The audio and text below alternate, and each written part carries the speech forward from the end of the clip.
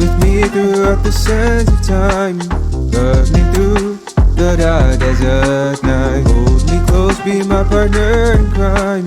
Love like glue, the bound water tide. I just need to know that you're gonna be ride or die. If kingdoms turned into dust, would you still be my ally?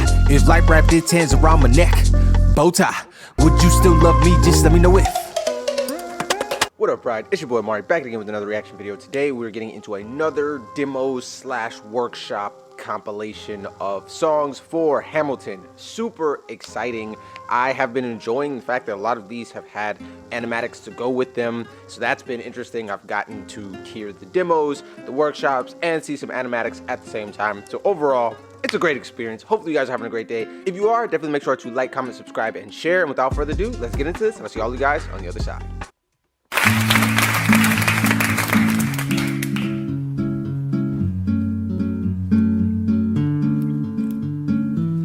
Dear Theodosia, what to say to you? You have my eyes, you have your mother's name when you came into. Yeah, so when he comes in on this part, on the workshop, he doesn't have those elongated notes, adding extra emphasis to the actual title of the song, the Dear Theodosia part, which is interesting because this actually matches the flow of the rest of this part of the song, but the initial genesis of this part of the song has a very different feel to it, with it all matching in this way versus the way he comes in this more whimsical, elongated, dreamy feeling version that we get in the final version.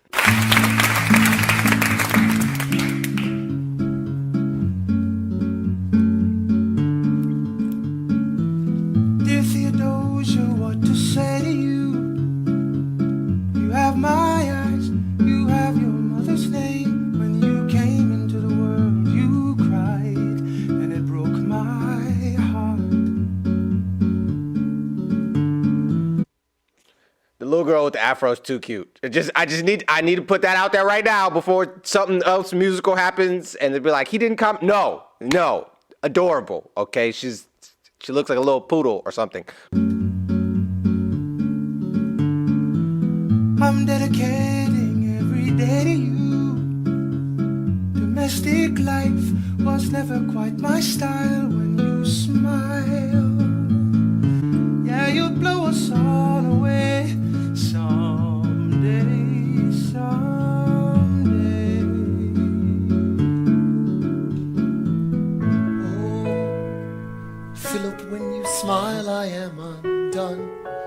My son, I'll do whatever it takes. I'll make a million mistakes. I'll make the world safe and sound for you. Dear Theodosia, what to say? When you smile, I am undone. You have my eyes, you have your mother's name. Look at my son. To the world, you cry. Pride is not the word I'm looking heart. for. There is so Interesting. That's different, right? Hold on. That's two different sections that they have going over top of each other. 1 second. I've actually listened to this song a lot, like a surprisingly large amount, because this is very different from like my typical vibe musically, but something about this song is so beautiful. But when I start watching the demos and workshops, I always doubt in my brain, like if I'm actually remembering the song right, which is so funny because when I was actually reacting to the musical itself, I was like super confident, like, oh yeah, I was totally like this. Like, I've heard the songs way more now, and I have way more doubt in my ability to remember the way that the songs actually go, because they'll be similar, but it'll be just off enough that it's like, you know, it gives you that uncanny valley feeling. Or like, what's the effect called where it's like people will misremember things in history, or companies will pretend that things weren't the way that they actually were, and then they will like chalk it up to that. I can't remember what the psychological effect is called, but like, hopefully somebody watching this knows what I'm talking about and will be able to identify it in the comments. Okay, Leslie is just not human, bro. Like, that's so crazy. Okay, anyway, that's not the point of this video. But what part am I at? Why do I feel like I don't know where I am in the song? Hold on. Mistakes, I'll make the world safe and sound for you. Dear Theodosia, what to say? when you smile, I am undone. You have my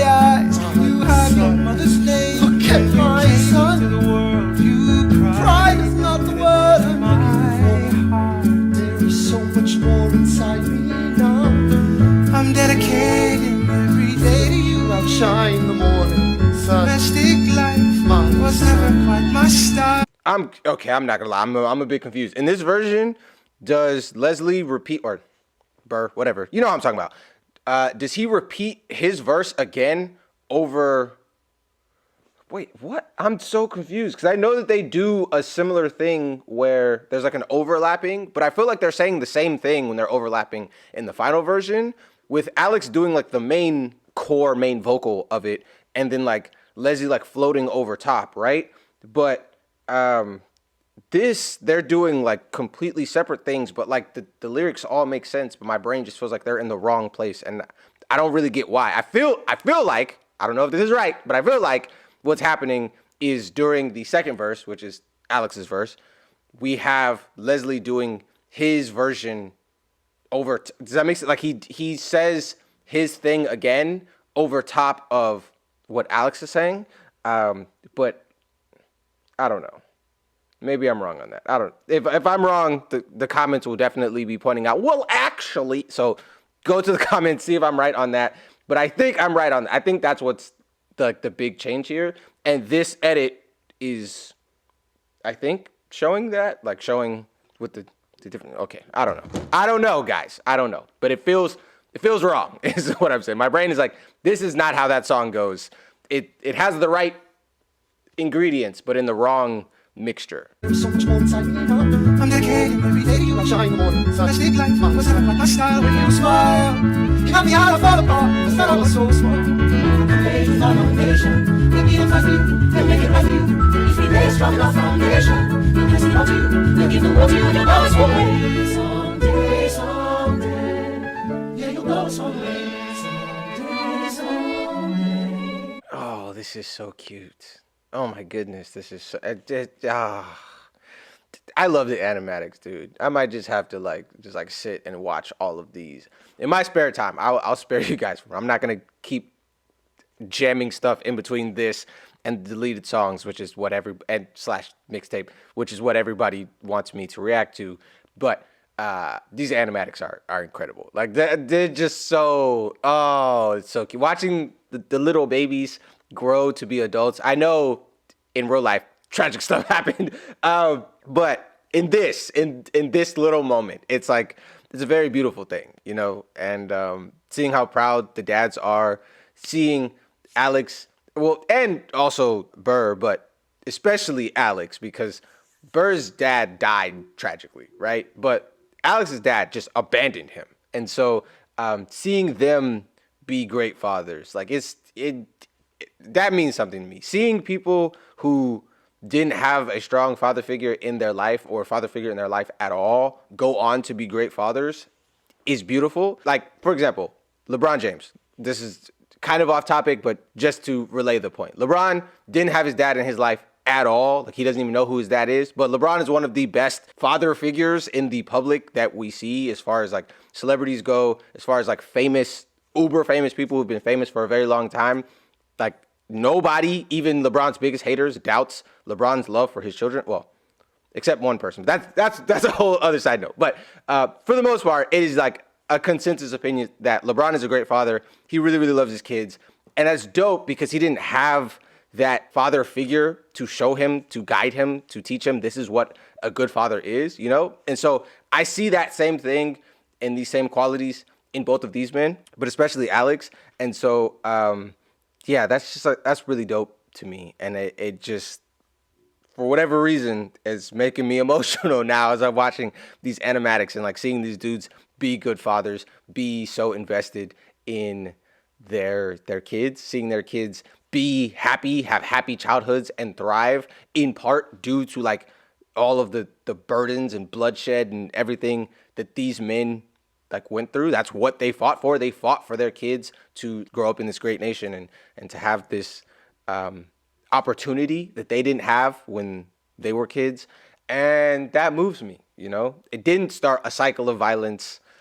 The violence would come later, but you get what I'm saying. They were worried like, oh, will this start a cycle of violence for our descendants? But it didn't. And their kids tragically passed early, but not as a result of like the Revolutionary War or like the form of government or whatever that they built. And not specifically because these men were bad fathers. Well, you could argue Philip died because Alex was a bad father, but separate from him being a good father in this little animatic here. So, yeah, it just, I don't know. It makes me emotional. Shut up. Right for you. If we lay a strong enough foundation, we'll pass it on to you. We'll give the world to you and you'll blow us away. Someday, someday. Yeah, you'll blow us all away. Someday, someday.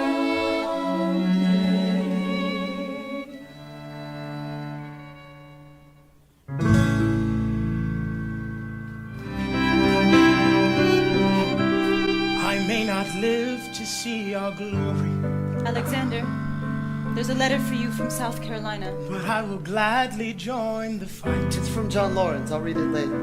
No, it's not. And when our children tell our story, Will you read it? they'll tell the story of tonight.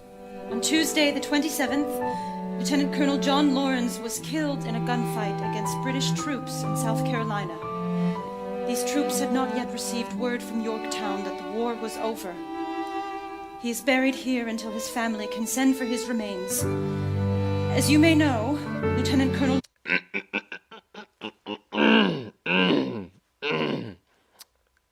Un momento.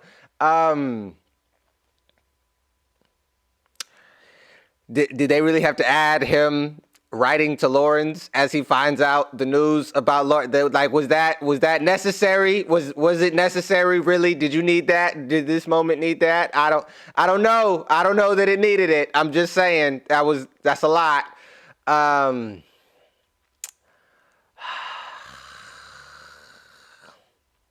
Okay, so this art style is great. Let's focus on something more happy. This person is a fantastic artist, and also I feel like this art style does this really interesting thing of being crisp without like feeling like it feels like they could add even more to this. Like a lot of the animatics, where I call them like half animatics, where they're like halfway. Does that make sense? The art isn't done, but it's done enough for you to follow like what's happening. This feels also like they could add extra stuff into it while also being really expressive visually, really crisp with the lines, and just like, I don't know. I just really like, I think this art style is like a really high level artist who can do more. That makes it sound like I feel like this isn't good enough. I don't know how to word it in a way, but it feels like if this person wanted to, they could spend even more time on this and make it even better, and yet the level that it's at shows that they're a really, really great artist. Does that make sense? I don't know. I just really like look at how expressive her face is. Also, that really looks like Philippa. This person, like their accuracy to detail makes their art really, really look like the people in question. But like, I also feel like if this person spent even more time on this, their art is so good that they could take it to an even higher level of like photorealism and stuff of that nature, you know? I don't know. I just really like this art, especially the faces. A lot of times like I'll focus on faces in art and just like the expressive nature of the, like I swear I saw Philippa make this exact face right here. Like this person definitely has captured the essence of all of these actors and singers and whatever. So yeah, let's just skip past. Let's skip past all the Lauren parts. Look, like you see what I'm saying? I don't know. I just think the art looks really, really great. Okay, that's whatever. We're gonna skip past all of that because I saw it already and I don't need to see it again. Yeah, great art, great artist, and I also feel like this person is showing like I don't know how to explain it. I feel like there's a lot of potential with this person's art. I'm also very, very hot. I'm trying to decide if I'm gonna take my jacket off. Yeah, this is. I'm stalling again. We've been through this already. If you're watching this, you probably didn't watch my reaction series to the actual musical. You remember, I was distraught. Okay, knowing what happens here, I thought it was gonna be better. It's not better. It's probably worse. I don't know. It's okay. Well, I'm uncomfortable. Okay, I'm uncomfortable. Let's go. Okay, so I opted to take, hopefully my hair doesn't look crazy. I opted to take my jacket off because it was just too hot. And I want you guys to see my super cool Julius Caesar Vini Vidi Vici shirt. So yeah, okay, let's continue. Lawrence was killed in a gunfight against British troops in South Carolina. These troops had not yet received word from Yorktown that the war was over. Like the little teardrops on the page versus like the ink blot from the ink. Okay, whatever. Look at the detail on the knuckles, though. You feel me? Like, it's good art. It's good art. These animatics go hard. I don't know who these people are, but they deserve all their flowers. I think it said earlier. I wasn't really paying attention. Sorry. I think it said earlier on the actual title screen, I guess, of the song, who it was. Shouts out to that person. You did an amazing job. Also like that, like I can very clearly, distinctly see the different artist styles. Like when an artist comes back with an animatic that I've seen earlier, I can like pinpoint it. Yeah. Art is just super interesting to me as a creative person, but as a person who's like not that great at this kind of art, it's just amazing to me. And maybe like people who can draw feel that way about music or something. I don't know, but yeah, this is really cool. He is buried here until his family can send for his remains. As you may know, Lieutenant Colonel Lawrence was engaged in recruiting 3,000 men for the first all-black military regiment. The surviving members of this regiment have been returned to their masters. Tomorrow there'll be more of us. Alexander, are you all right? No.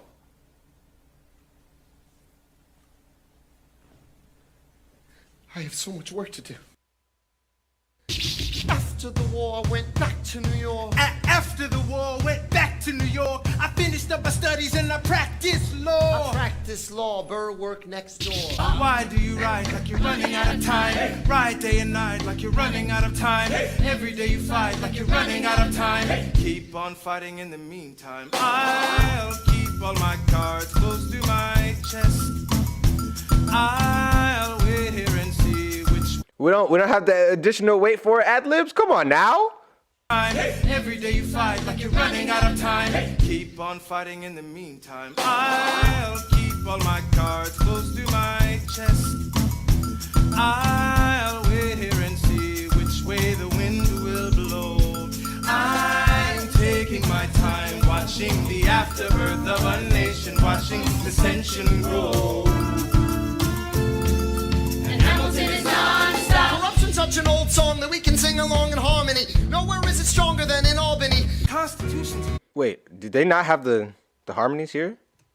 I'm taking my time, watching the afterbirth of. Yeah, but it's not as full. There's somebody harmonizing with them there, but it don't have the same, you know what I'm saying? It don't got the same grit. There's not as much meat on the bone. You feel me? Like, see, like with that many people, it also builds. I didn't notice. I don't think I noticed that before. It also builds, like the amount of people who are coming in to harmonize with him builds as he gets towards this section, which is really interesting because then it starts to feel like a nation. It starts to feel like the nation is growing, you know, which is dope. It obviously furthers the theme and the message of what he's talking about in this section here, but also it just sounds dope. It sounds better than like him harmonizing with like 2 or 3 people. You know, you get that full choir. That boy take you to church, okay? He the son of a bishop, pastor, something. His dad was clergy, okay? So I like it. So I was right on the wait for it ad-libs not being there. The harmonies aren't as thick, and it said on the screen that they pushed this part forward, which makes sense because this is 3 minutes and 30 seconds into the song, and that was like at the very beginning, right after they get introduced as lawyers. So basically, they expanded upon what they were like as lawyers, what kind of men they were in the courtroom. What else happens in this section? Oh, and then you further see Burr being annoyed with Alex and his arrogant aura of acting like he's the smartest in the room, working nonstop, etc. I feel like as much as I can relate to aspects of Alex's personality, I kind of get how that could be annoying to just be around somebody like that, but also Like Alex is him. Like what you want me to say? He's him. Okay. If you ain't got it, if you can't take the heat, don't put your law office right next to the kitchen. This analogy kind of broke down there towards the end, but you get the point. Okay. Alex is Timothy. Okay. I'll keep all my cards close to my chest. I'll wait here and see which way the wind will blow. I'm taking my time watching the afterbirth of a nation, watching dissension grow. Such an old song that we can sing along in harmony. Nowhere is it stronger than in Albany. Constitution has so many needs amendments. It's full of contradictions. It's independent. We have to start somewhere. No way. You're making a mistake. Good day. I'll keep all my plans close to my chest.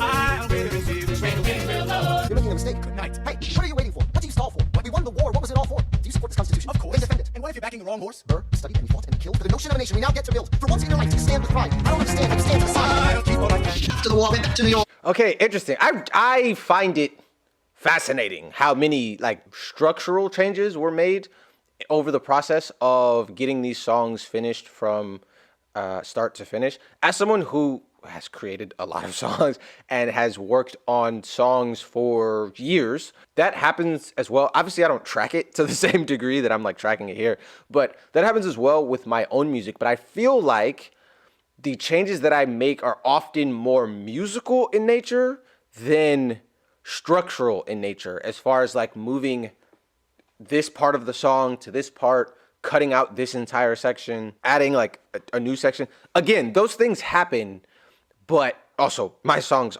I don't have a single 6-minute song. Let's start there. This song is like probably, how long is it? Like 7 minutes? 6:25. Okay, so that's a pretty long song, which is going to inherently have a lot of different sections, which gives you more opportunity to add, shift, delete, so on and so forth. But I see so many of these workshops and demos where, knowing what it finally ends up as, there's like entire shifts in sections. And so to me, that just speaks to the level of fine tuning that was going on during the process of making these songs, during the process of working on these songs. And I love that, because I also feel like, especially if I put the final versions out of my head, the workshop versions especially, but also a lot of the demos, are good enough to be final versions as far as like their quality of structural integrity. That's not a word that you often hear used for music, but you get what I'm saying. Like, I feel like the setup of a lot of these songs, the progression of a lot of these songs are good enough, and yet they continue to refine them and made them better. Like, I genuinely feel like the changes in positioning of these sections here make this better. The section they have there where it goes from Burr talking about his mindset and then drops you into Angelica, who is the person who has the mindset closest to, or the mental aptitude closest to Alex, is like it's a great contrast, right? And it also feels, for me, less jarring than what they did here. But at the same time, I know that what they did here is good. Does that make sense? I don't know if I'm explaining this well, but basically what I'm saying is I feel like I'm consistently impressed by the fact that they didn't settle for good enough. Like, good is good enough. Like, it is inherently good.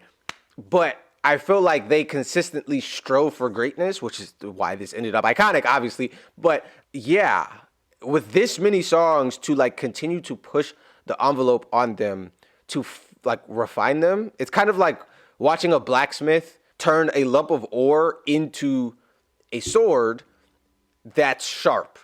And then you're like, oh, okay, that's good. And then like he continues to hammer it, mold it, etc. And then that sharp sword turns into like whatever you want to consider as the sharpest sword. That there's a great debate between that. There have been some French swords that are considered the sharpest sword. Some katana fanboys will say that katana, like certain katanas, are the sharpest swords. Whatever the case may be, you get the point. The point of the analogy is that it was good enough to do the job and be good before, and yet they've refined it to the point that it is higher than that. It is iconic. And so, yeah, it's inspiring, is the point. After the war, I went back to New York. After the war, I went back to New York. Finished up my studies and I practiced law. Burr worked next door. Even though we started at the very same time, Alexander Hamilton began to climb. How to account for his rise to the top? Man, the man is non-stop. Time is so precious to me that I could not put myself in the way of any interruption unless for an object of consequence to the public or to myself. Non-stop. The more I see, the more I find reason for those who love this country to weep over its blindness. The inquiry constantly is what will please, not what will benefit the people. Why do you assume you're the smartest in the room? Why do you assume?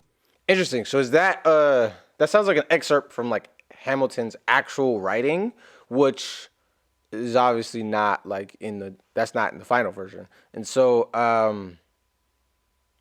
that's interesting because I do know that large parts of Washington's writing makes it into the final version, and there are also moments where like a specific quote like best of women, best of wives, that comes from like actual Alexander Hamilton writings. So I say all that to say that it's interesting how much of this started out as like legit quoting the Bible. You feel me?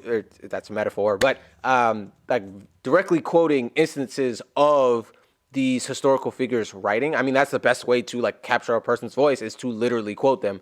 But yeah. Unless for an object of consequence to the public or to myself.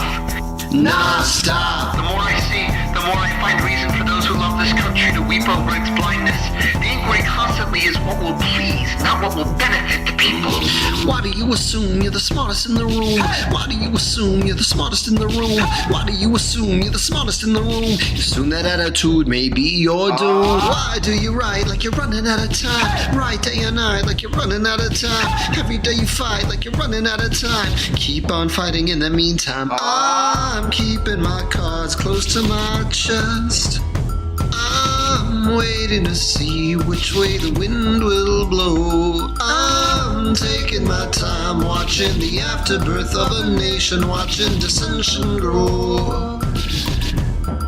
And Hamilton is non-stop. In every community where industry is encouraged, there will be a permanent division into the few and the many. Hence, separate interests will arise. He's just non-stop. Give all power to the many, they will oppress the few.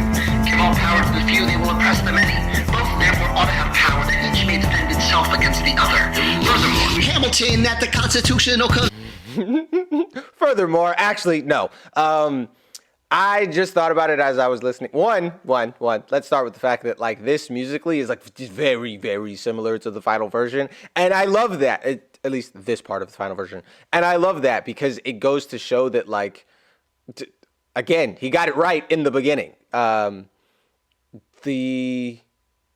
Some of these songs like sound very different from the final version. Some of the demos, I mean, sound very different from the final version. And it's just like the same spirit of it musically versus this is just like that's the song, you know? Of course there are minor changes and some polishing that happens before you get to the final version, but for the most part, those are the same musical phrases. Even the bass line is the same, it's the same instrument, it's the same progression, the little, I don't even know what that is. It sounds like somebody playing spoons. That section is the same. It's really interesting like how much of this musically was done, you know? With that being said, there is the like lyrical and structural changes that are the primary focus on this song. And I'm not gonna lie, I do kind of like quoting his writing in a song, talking about the fact that like he's always writing. You know, it does thematically make a lot of sense. Now, I don't know how long this song would be if you take the 6.5 minute song that it is and add excerpts from his writing into the song itself, but it's not necessary to have his writing embedded into the song that is about his writing, but I get it. I like it. This is what he is doing nonstop. Literally. Boom. That's it. Like, do you get what I'm saying? So, yeah, it's interesting. We also get like, especially because this is the song that talks about who wrote how many of the Federalist Papers, right? And so I don't know if those are from the actual Federalist Papers, but if they are, that just like further, first off, it's foreshadowing, but it also furthers the punch of like, hey, this dude wrote 51 of the, I think it's 51. He wrote 51. Madison wrote 29.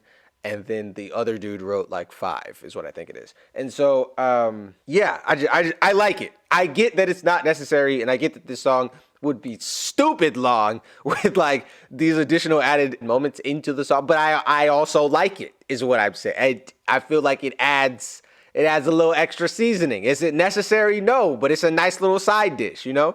Many, they will oppress the few. Give all power to the few, they will oppress the many. Both therefore ought to have power that each may defend itself against the other.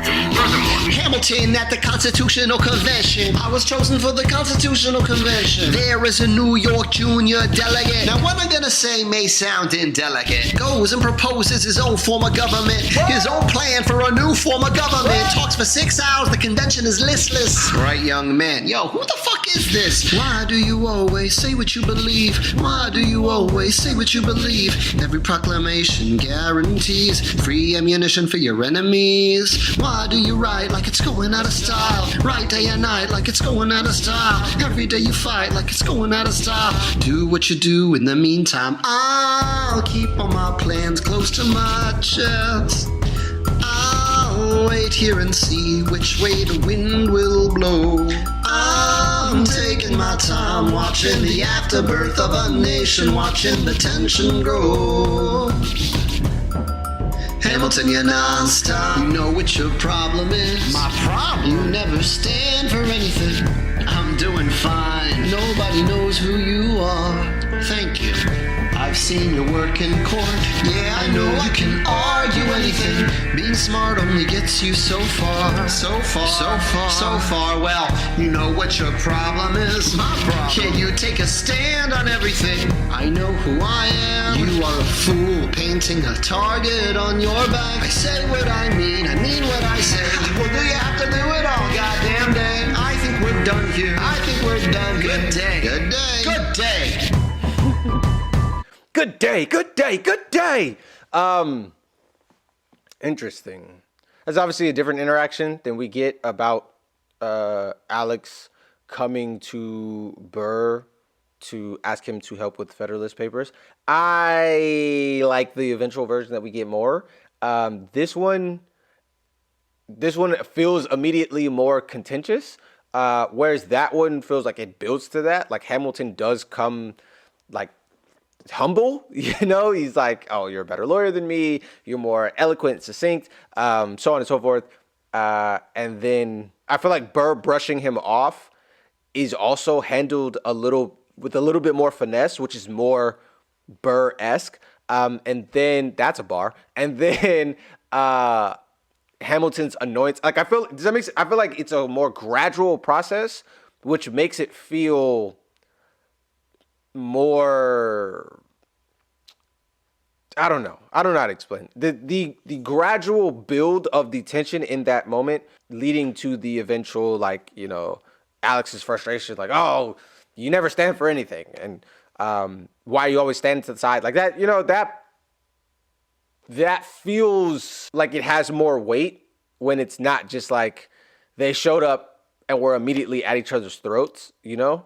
But that's just me. I don't know if y'all gonna agree, but I personally like the eventual section that we get in the song itself more. Also, it makes that section pay off more too, because you really, after, you know, the big blowout, but it's not a big blowout compared to like, I mean, one of them shoots the other person. You get what I'm saying? Like, this is not their worst argument, but in the context of this moment, this leading directly into the I'll keep all my cards close to my chest, wait for it, that has additional weight to it, because you get Burr's, or get a retelling of Burr's reasoning behind turning Hamilton down and Burr's side in things. Like, up until this point, we obviously understand both of these characters' motivations and thought processes well, but we understand Alex's better because we've just followed him for longer.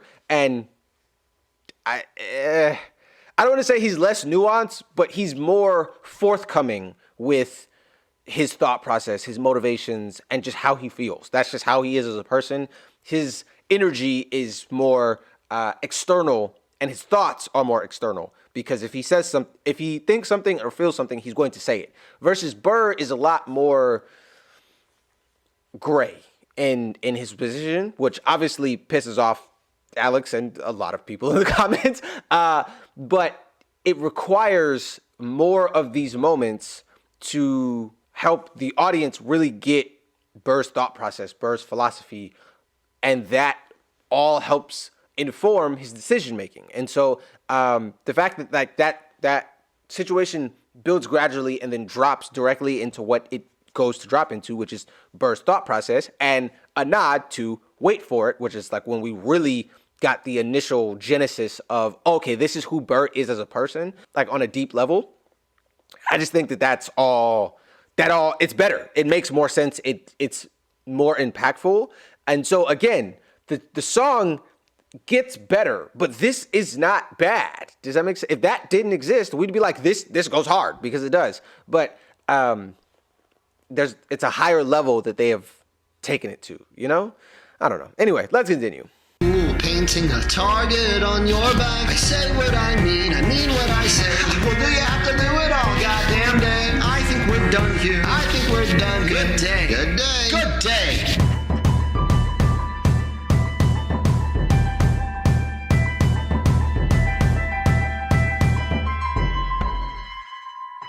Hamilton joins forces with James Madison and John Jay to write a series of essays defending the new United States Constitution. Entitled The Federalist Papers, they are published anonymously under the pseudonym Publius, named after Publius Valerius, whose writings overthrew Rome's last king. The plan was to write a total of 25 essays, the work divided evenly among the three men. In the end, they wrote 85 essays in the space of 6 months. John Jay got sick after writing 5. James Madison wrote 26. Hamilton wrote the other 55. How do you write? Did he originally mix it up? Did he like miss the numbers? Because it was like 26 to 29, 51 to 55. Maybe his math was off. I don't know. I'm not gonna do the math right now. I'll let you math nerds do it. But maybe his math was off. Maybe he just misremembered the actual count. I don't know. 51, 55, doesn't matter. The man was crazy. He was a psychopath. Okay, 6 months, bruh. Like there are people who go 6 months not writing 55 text messages. That's wild. This dude, okay, I don't know how many people don't write. They exist. There are people who are, like my mom's never on her phone. She could go 6 months without writing 55 text messages. So like, it's possible, but you get my point. Like that's a lot of writing. That's not even nonstop. The man is a machine. So, yeah, dope. After writing 5, James Madison wrote 26. Hamilton wrote the other 55. How do you write like you're running out of time? Write day and night like you're running out of time. Every day you fight like you're running out of time. Like you're running out of time, why you running out of time? How do you write like tomorrow won't arrive? How do you write like you needed to survive? How do you write every second you're alive? Every second you're alive, every second you're alive.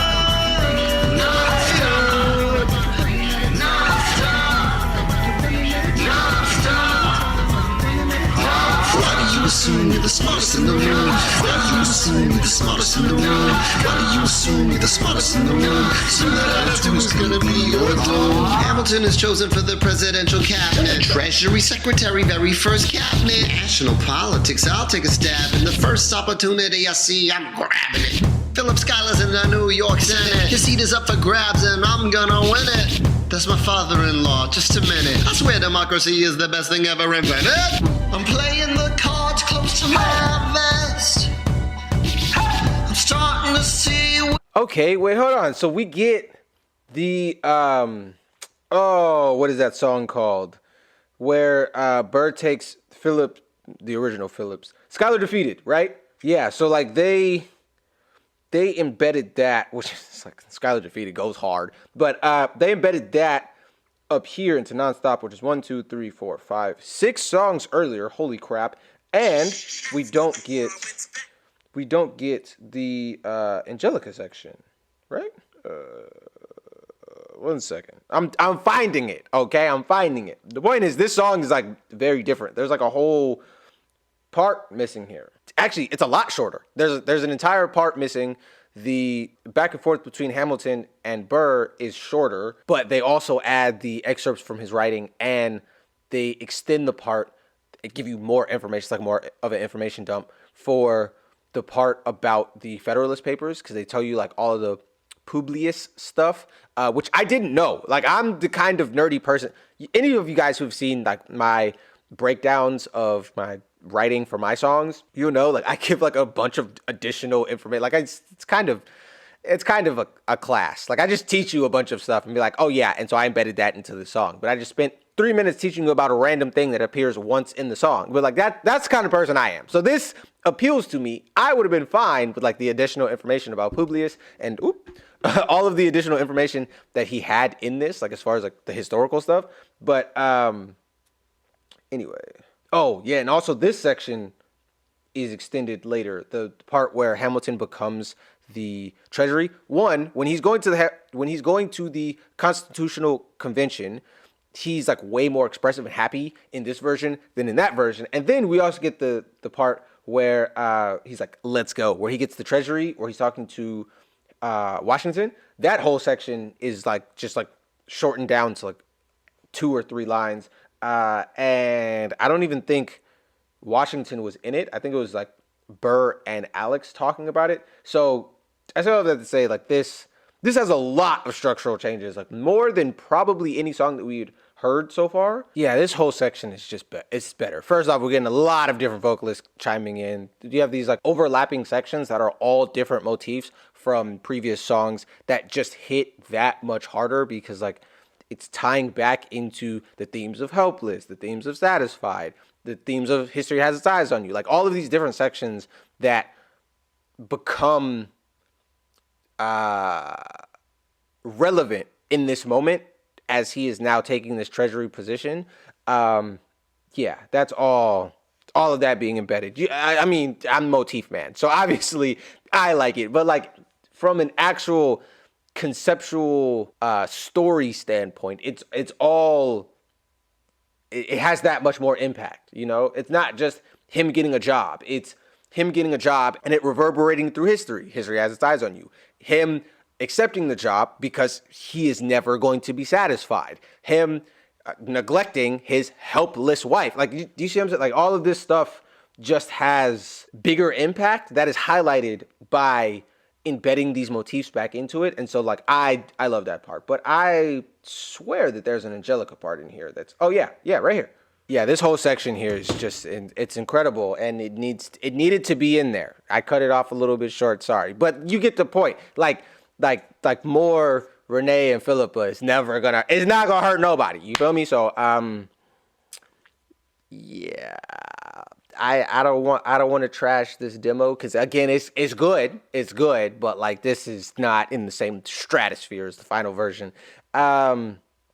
But anyway, let's go back. There's like additional stuff here happening at the end, but I could tell we were getting close to the end of the song, and I wanted to make sure that I wasn't tripping. That like there are entire sections and entire vocalist characters who just aren't in this version that are heavily embedded into this version, and I think it makes it more impactful and that much more relevant to the overall story, like how big of a deal this is, not just for his career, but like for all of the interpersonal relationships he has with his wife, his sister-in-law, his mentor, his rival, so on and so forth. Why do you assume you're the smartest in the room? Why do you assume you're the smartest in the room? So that attitude is gonna be your doom. Hamilton is chosen for the presidential cabinet. Treasury secretary, very first cabinet. National politics, I'll take a stab. In the first opportunity I see, I'm grabbing it. Philip Schuyler's in the New York Senate. His seat is up for grabs and I'm gonna win it. That's my father-in-law, just a minute. I swear democracy is the best thing ever invented. I'm playing the cards close to my vest. I'm starting to see which way the wind will blow. I'm learning to thrive here in the afterbirth of a nation, watching the ebb and flow. Soon it will be non-stop, non-stop, non-stop, non-stop, non-stop, non-stop, non-stop, non-stop. Okay, that was kind of fire though. You gotta do your thing on that one, Lynn. Okay. Yeah, that was kind of hard. I'm not gonna lie. It had the groove in it. It had the groove in it. Okay, we're gonna go to the outro, but I don't hate it. That's all I don't hate it. Okay, it get better. You see what I'm saying? Like back to my horrible analogy. They're twins. Okay, this twin is fine until her supermodel sister pull up, and then you like, whoa, like you cute. You get what I'm saying? That's what we call a Montana 10. You know, that's a New York 7, but in Montana you a 10. That's all this is a Montana 10. That's all I'm saying. No offense to people in Montana. I didn't come up with that phrase, okay? Anyway, let's go. Outro time. Okay, so like I said in the post-reaction pre-outro section, I like that song. It had groove. If it got the final polishing that the rest of the songs got, I think I would have still really, really enjoyed that song. But as I brought up with the New York 7 reference, which again, I didn't create that. Google it. New York 7 is a thing. That is a phrase that people use, okay? But it's just, it's a different level in the final version. You feel me? Like it is. The music is the music is better.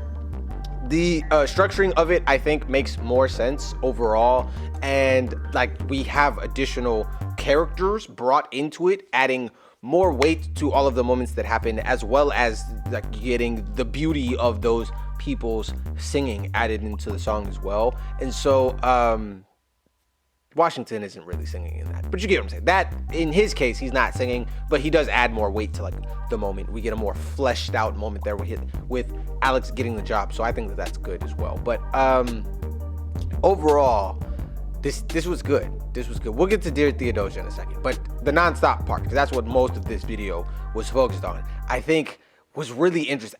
I do wish that they would have kept more of the excerpts from his writing, because I do just think that that's super relevant given like what the song is about, the nature of the song, especially that first half. But overall, you can't really complain with the final version because it's just better, you know? And so I am continuing to be impressed by the fact that they can like, you know what?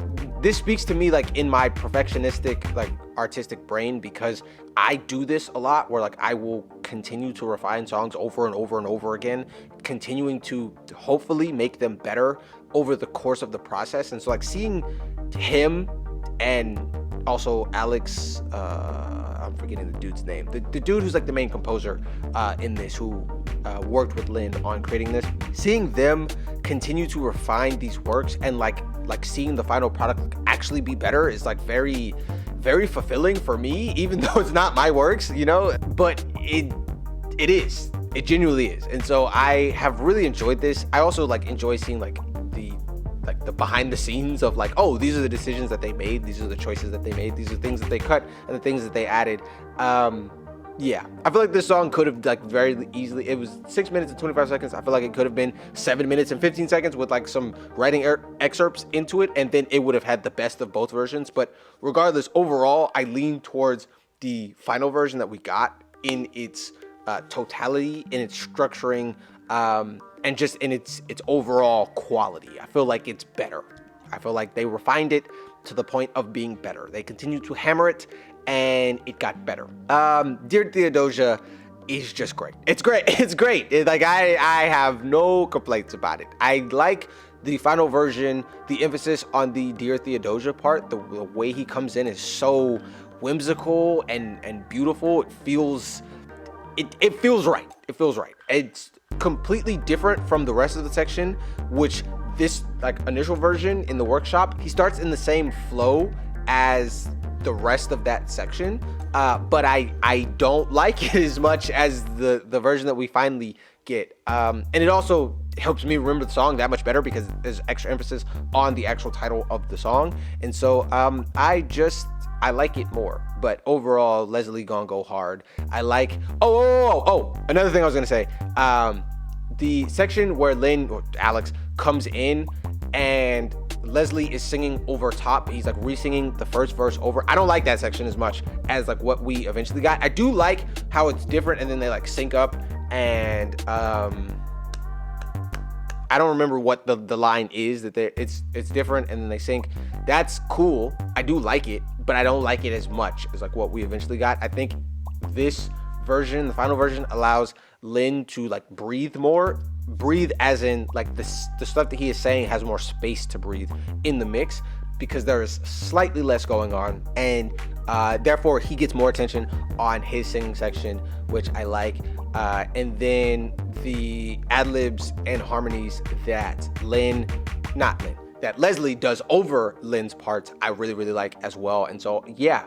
But overall, Dear Theodosia, you can't go wrong with Dear Theodosia. Her name is like so stupid to say. My brain has like such a hard time saying her name for no reason at all, but it just does. And so I've been struggling this whole video, but Theodosia, actually, now that I think about it, I don't think I've ever met a Theodosia. I've definitely met a bunch of Theos, a bunch of Theodores, but never a Theodosia. So I don't know what happened to that name in the 200 years since, but that name has like I've met a billion Alexes, obviously. I've met a billion Aarons. Aaron is a Bible name, right? Aaron is biblical, and then Alex, like obviously Alexander Hamilton, but also Alexander the Great is one of the most famous people in history. So like, I get why their names survive, but Theodore still exists. That's still a name that people have. Theo, that's a name.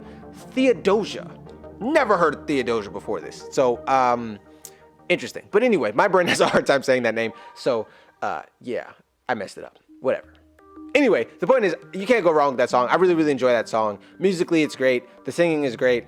The messaging is great. The animatics on this were especially impactful during that section. And There'll Be More of Us, or like whatever that's the part where Lawrence dies, whatever that part is called, like the animatics definitely brought those to the next level. So shouts out to the artists on those. This video was just overall really great. I really enjoyed this section. So wow, this outro was long. Again, it just, yeah, I'd be having a lot to say, okay? The songs be moving me. So yeah, thank you for being here. If you've watched it to this point in the video, definitely, I didn't. Okay, if you've watched it to this point in the video, definitely make sure to leave a hammer emoji in the comment section down below, because I feel like these songs have just been hammered over and over and over, refined, like the blacksmithing analogy that I made earlier in the video. And so I feel like hammer is a good emoji for this video. So definitely make sure to leave a hammer emoji in the comment section down below if you made it to this point, so I can thank you personally, and also for a little bit of engagement on the video. Let YouTube know that you enjoyed the video so they can push it out further, so people can actually see this video,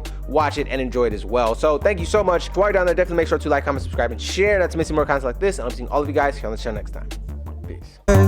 These skies, no blues. A new love, but we know that it'll cruise like time in a queue. Wet shampoo, new bamboo. Much more of it will ensue. I'm caught in this trance in lieu of sinking down in the stew. You change up the brew, now life tastes so brand new. It's delicious like fondue. Under the moonlight tonight, stars and hearts shimmering. You illuminate who I am. You're a bad light. You are my midnight.